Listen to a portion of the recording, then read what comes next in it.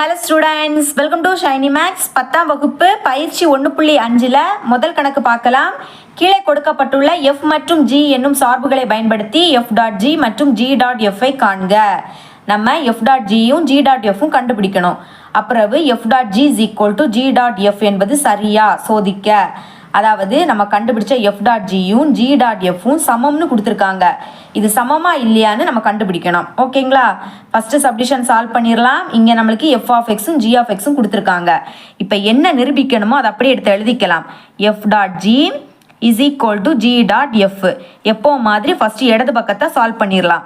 அப்போ இடது பக்கம் அப்படின்னு எழுதிக்கிட்டு இடது பக்கத்தில் என்னது இருக்கோ அதை அப்படியே எடுத்து எழுதிருங்க. இப்போ f.g இதை எப்படி எழுதலான்னா ஃபர்ஸ்ட் f எழுதிருங்க.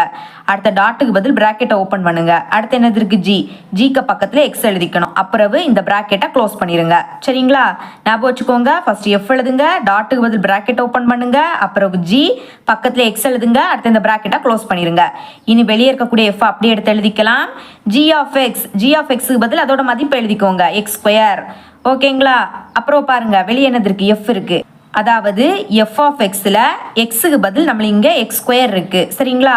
அப்போ எக்ஸுக்கு பதில் நம்ம x² அப்படின்னு எழுதிட்டாலே போதும். எழுதிக்கலாமா? ஃபர்ஸ்ட் எக்ஸ் இருக்கு, எக்ஸுக்கு பதில் x², அப்புறம் -6. இப்போ இதை சமன்பாடு 1 அப்படின்னு வச்சுக்கலாம். இனிமே வலது பக்கத்தை சால்வ் பண்ணிடலாம். வலது பக்கம் அப்படின்னு எழுதிக்கிட்டு வலது பக்கத்தில் என்னது இருக்கு g.f. இப்போ இதை எப்படி எழுதலாம்?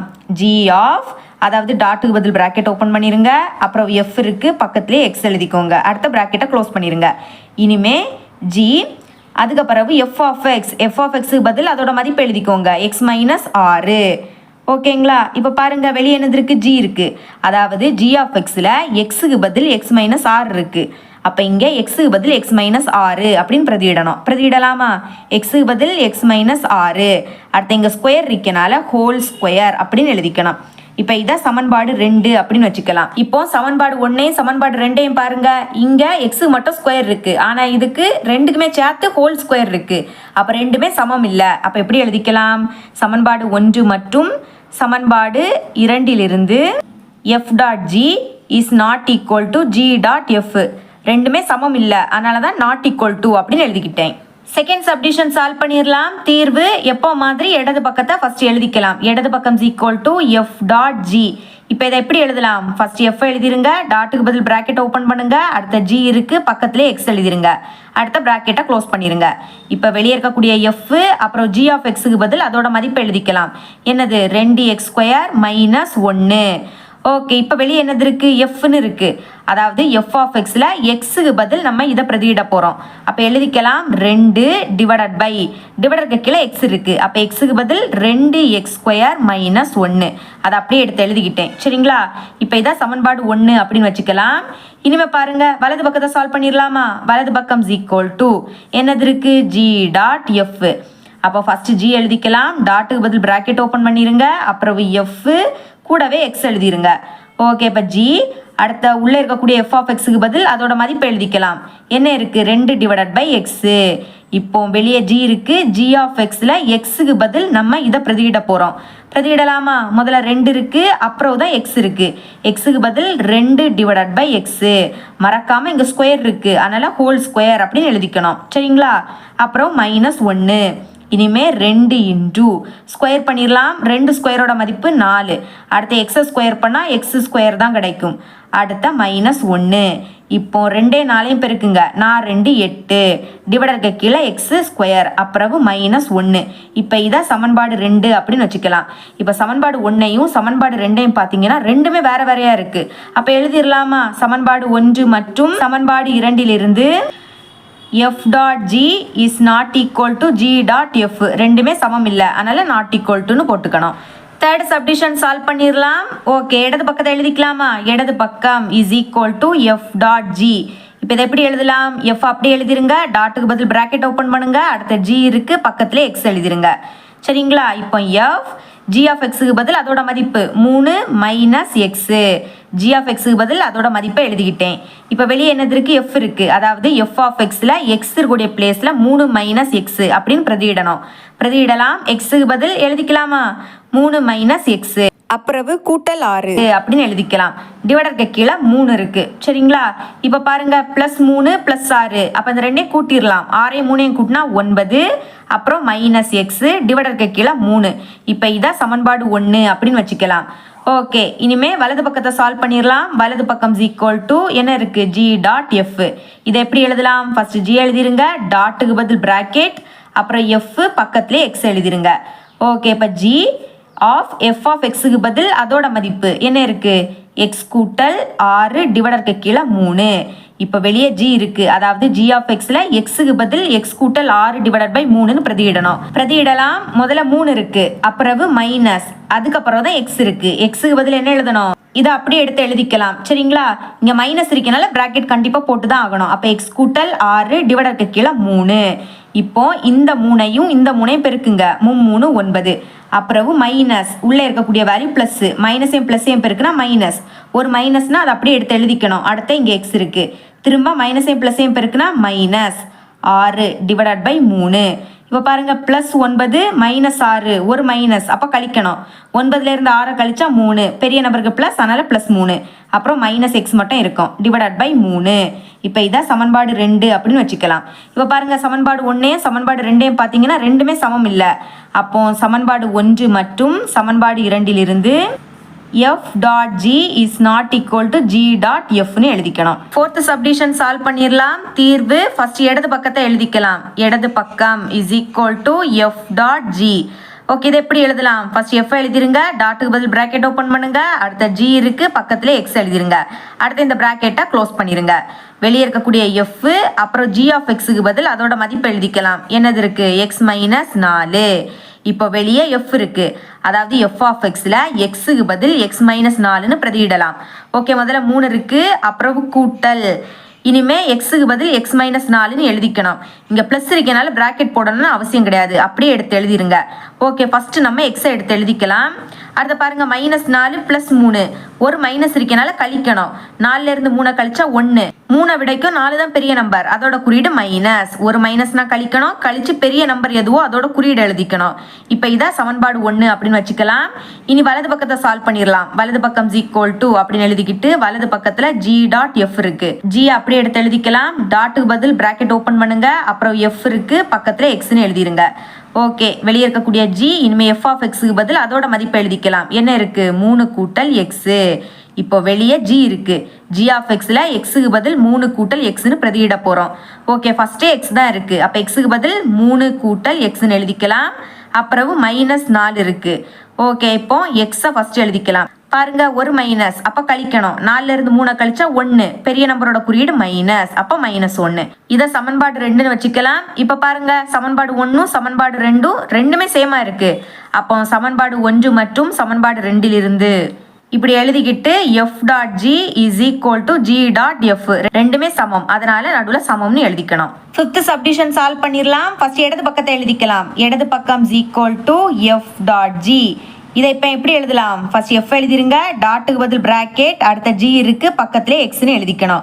ஓகே, அப்புறம் f g ஆஃப் xக்கு பதில் அதோட மதிப்பு எழுதிக்கோங்க, 1 கூட்டல் x. சரிங்களா?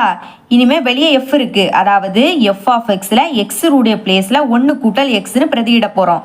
இங்க ஃபர்ஸ்ட் 4 இருக்கனால 4 இன்டு இனி xக்கு பதில் 1 கூட்டல் xன்னு எழுதிக்கலாம். அப்புறம் ஸ்கொயர் இருக்கனால ஹோல் ஸ்கொயர், அப்புறம் -1, அதை மறக்கக்கூடாது.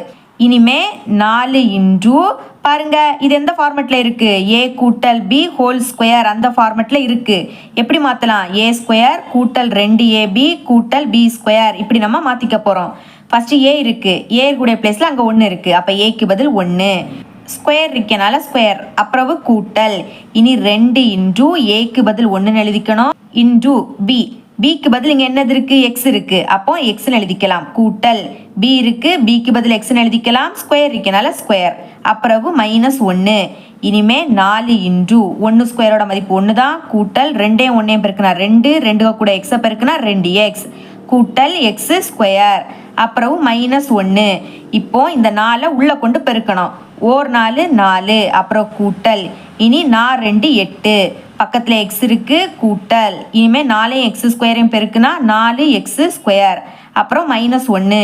இப்போ எக்ஸோட அடுக்கில் பெரிய நம்பர் எதுவோ அதை தான் ஃபஸ்ட்டு எழுதணும். அப்போ இதை எழுதிக்கலாம் 4 எக்ஸு ஸ்கொயர் அப்புறம் இதை எழுதிக்கணும் கூட்டல் 8x.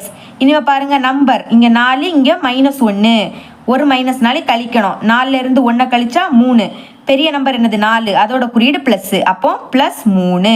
இப்போ இதை சமன்பாடு 1ன்னு வச்சுக்கலாம். ஓகே இனிமே வலது பக்கத்தை சால்வ் பண்ணிடலாமா? வலது பக்கம் = என்ன இருக்கு g.f. இதை எப்படி எழுதலாம்? ஜியை எழுதிருங்க டாட்டுக்கு பதில் பிராக்கெட் அடுத்த எஃப் இருக்கு பக்கத்துல எக்ஸ்ன்னு எழுதிக்கணும். இனிமே ஜி f(x)க்கு பதில் அதோட மதிப்பை எழுதிக்கலாம். என்ன இருக்கு 4x² -1 வெளியே g இருக்கு. அதாவது g(x)ல x உடைய பிளேஸ்ல 4x² -1ன்னு பிரதியிட போறோம்.